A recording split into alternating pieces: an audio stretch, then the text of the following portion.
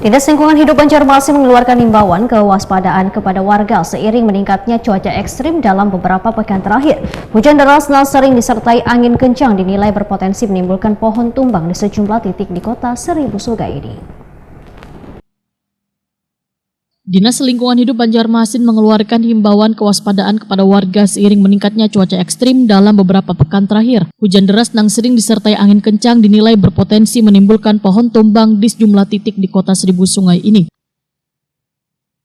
Kepala Dinas Lingkungan Hidup Banjarmasin, Alif Yospahlob, Wetokoni Prima TV, Baisukan, Sabtu 15 November 2025 memadahkan dinasnya telah memperketat pengawasan di lapangan dengan menerapkan pola pemantauan intensif terhadap pohon-pohon besar yang berada di ruang publik, terutama di sepanjang jalan protokol serta ruang terbuka hijau yang ramai dilalui warga.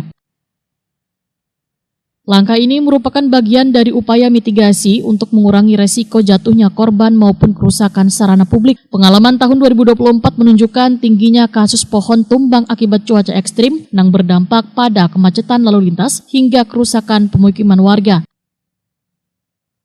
Menurut Alif Yospahlob, Dinas Lingkungan Hidup Banjarmasin telah memetakan sejumlah kawasan rawan pohon tumbang. Beberapa di antaranya berada di kawasan Kayu Tangi, Sungai Andai, serta sejumlah titik di Kecamatan Banjarmasin Timur yang memiliki banyak pohon besar wantuha. Pengawasan khusus dilakukan di kawasan Jalan Stoyo S yang dikenal memiliki barisan pohon berusia puluhan tahun. Pohon-pohon tersebut masuk kategori rentan dan memerlukan penanganan lebih teliti, baik dari segi perawatan maupun pengurangan beban cabang. Alif Yospahlob berharap warga kada betadu di bawah pohon ganal, khususnya pohon tuha yang memiliki potensi patah atau tumbang.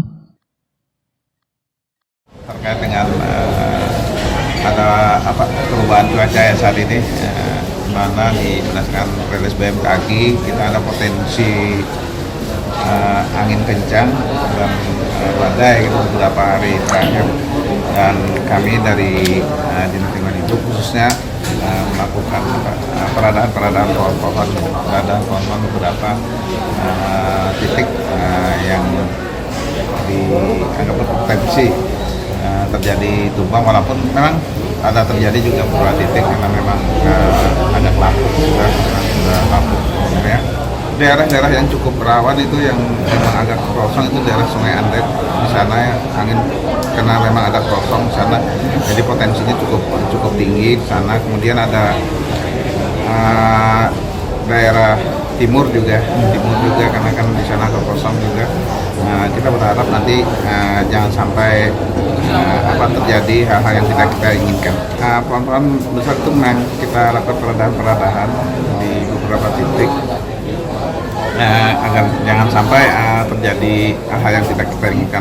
Antisipasinya seperti apa saat ini? Kita lakukan peradaan dipangkas.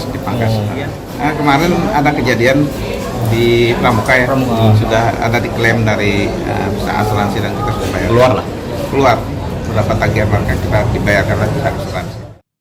Alif Yospahlob menambahkan dinasnya akan selalu melakukan pemantauan termasuk pemangkasan, perawatan akar, dan tindakan teknis lainnya untuk meminimalkan resiko pohon tumbang pada musim cuaca ekstrim ini.